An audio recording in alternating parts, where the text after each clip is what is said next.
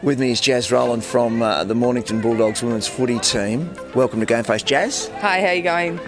I'm fantastic. Now, I've just been made aware that you recently played your 100th game. When you first started to play footy, did you ever dream that you'd play 100 games? And did you ever believe that there'd be this sort of support? No, when I first started, I kind of thought I was just doing it for a bit of fun and a bit of fitness to meet new friends and stuff. So I didn't think that it would ever be this big, or the AFLW or anything. I thought that was a couple more years off than what it was. Yeah. But yeah, happy to have had the opportunity to play so many games. Whereas like back in the olden days, you would only play very short seasons. So now getting the opportunity to play almost 12 games in a full season, it's really good. How serious has it become? But it's still fun, I know that. But with the coaching staff, because they all say, you know, it's like when you're training a dog, you've got to train the trainer. And it's the same with the coaches. And what I've noticed in my coverage of women's footy is the coaches are getting better. Am I right in saying that? Definitely. You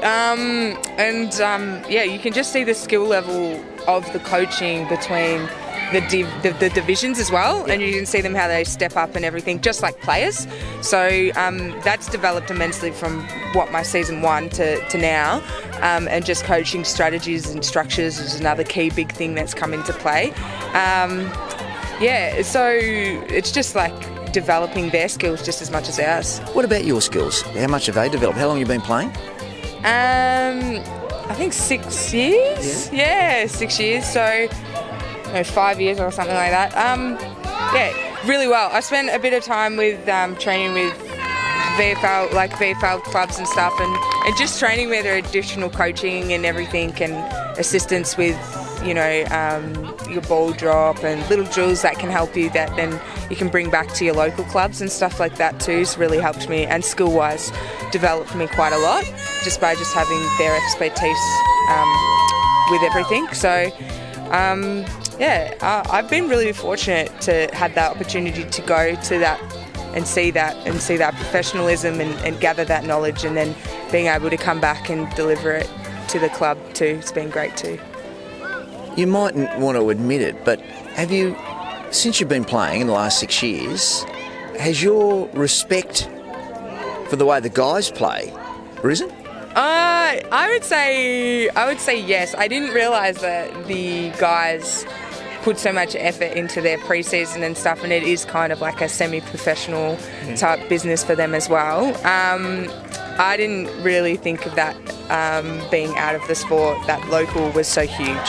So yeah, and watching some of the guys, we watched our guys, they had a terrific win just the other day, won by 1 point after the siren, and like their effort throughout the game was immense and inspiring. So hopefully we can bring it today and do the same as what they did yesterday. Just before we go, 2 more questions. What do you do during the week? Nothing special. I work at a gym as a membership consultant, but I'm currently in the process of applying for the CFA, and also trying to get a job as a paramedic as well. But Maybe both? Maybe both. Nah, it's just I finished my paramedic degree, and then there really wasn't any jobs. So because there's so many of us, so we're just kind of like hanging, chilling in my current position, and waiting until the opportunity comes, and then hopefully I can get into the fireys before that. So the thing I love about interviewing you young people, everybody's younger than me, is that you seem to actually want to do good for society. I was mentioning this to a bloke my age recently, and I said, when we were younger, your age, we didn't care about anybody else other than ourselves, but I think society's definitely changing, don't you? Would you agree? Yeah, well, I mean, every man and his dog seems to know someone or someone who's done a paramedic degree, or is a paramedic, or is a cop, or is a fiery, so I feel like, there's definitely more of a push, I guess, towards helping the community and giving back and stuff. So I think it's just shifted slightly. Priorities have shifted, which has made people want to be more giving. I'm not saying we're completely selfish, but I sort of... You had to be into the emergency services, otherwise, how's it run? How's it run, exactly. Just before we go, can you just sort of You got a rockin' tattoo there. I want to Yeah. just put it in front of the camera. Come closer. Yeah. Give us a look at that tattoo. See, look at that. What is it?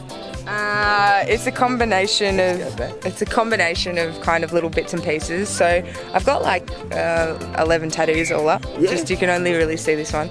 But yeah, my favourite part of it is like the wolf at the back, which is just like it's a yin yang wolf. All right. Yeah, so it's just representing a balance, I think, and all of them have little kind of meanings and stuff, and it has a saying through it. So it's just kind of, I don't know, it's like it's kind of nice to, when I feel like I lose my way, I can always find comfort and balance in the little things. What a lovely thing to say. Well, I'm just a coward. I'm too scared to get a tattoo, but maybe you might inspire me. You've got 11. Good on you, Jas. Good luck for the rest of the season, and thanks so much for talking to us on GameFace. Yeah, thank you. Everyone knows Australia has 4 big banks, but the 5th biggest retail bank is regularly voted one of the most trusted brands in Australia, looks after more than 1.6 million customers, and has over 500 branches Australia-wide. So try Bendigo Bank, the better big bank. Get your game face on.